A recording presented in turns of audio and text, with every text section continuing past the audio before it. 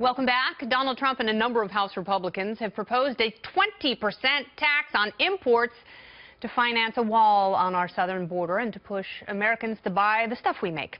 Now, earlier today, 8 retail CEOs met with the president and urged him to not hike tariffs. According to them, the majority of America's shoes, clothing, and electronics are, in fact, imported. And they argue that trade barriers kill jobs in the retail industry and, of course, are going to jack up prices. Now, today, Georgia Republican Senator David Perdue made a very interesting point. Watch this. This border adjustment tax would actually pick winners and losers of our manufacturing base here in the United States at exactly the time we don't need to be doing this.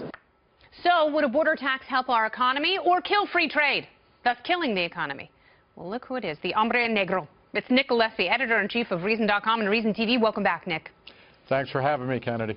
So let's talk about this economy-killing border tax. What are these massive CEOs, these corporatists, what are they saying about it?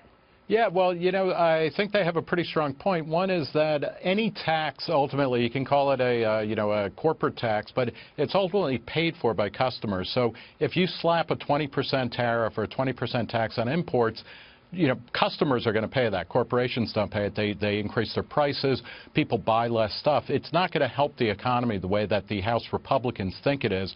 On top of that, it is an incredibly complicated scheme by which imports are taxed, but exports aren't, and it starts to sound like a bad Seinfeld episode about Art Vandelay importing and exporting, you know, latex and you know, long matches or something. What we really need in the economy is less government spending, because government spending takes over from where private sector people are going to be making better choices. We need clean and simple taxes. It's a good idea to reduce the corporate tax rate from 35%, among the very highest rates in the world, to 20% or lower, because in the end, it's customers who pay that kind of stuff. And if you take less tax out of the economy, you leave people with more money. But we also, instead of paying for it by taxing imports, you know, we should do it by cutting spending. That's the easiest fix. Well, and you haven't heard these congressional Republicans really address the idea of reciprocity and a trade war. Because if we're putting that sort of 20% border tax on, whatever you want to call it, why wouldn't China and Mexico and Canada, some of our most robust trading partners, do the exact same thing to our exports?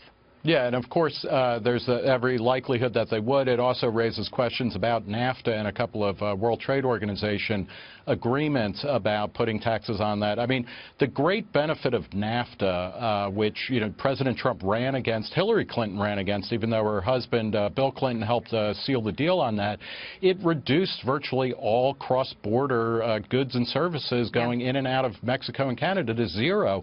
That's a level playing field. That's what Donald Trump says he wants. That's a better economy when the government is not saying, okay, imports bad, exports good, we're going to do that. I mean, like when you go to Best Buy, when you go to Target or Walmart or whatever, you're not going there to pay extra money. You're trying to get the best deal that you can. I mean, that's why it's called Best Buy, oddly enough. Right. Yeah, no, the price of goods will certainly increase. Now, very quickly, we've only got about 30 seconds left. You have addressed sort of an immigration paradox, which is when the economy sucks, we don't have as much illegal immigration in this country, but when it's doing really well, that's when more people come over the border. I mean, it's actually a sign that the economy is booming.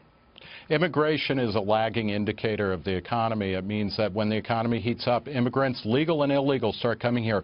The Republican Party has become the anti-immigrant party. It's really problematic that they're also pretending to be the party of capitalism or free markets, because, you know, if their policies help the economy grow, we're going to be seeing more and more demand for immigrants to be here because they do jobs that people don't want to do.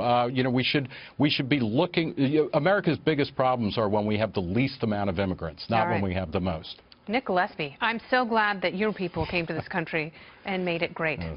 Once and for all. Irish and Italian, correct? Absolutely. Very good. Nick, thank you so much.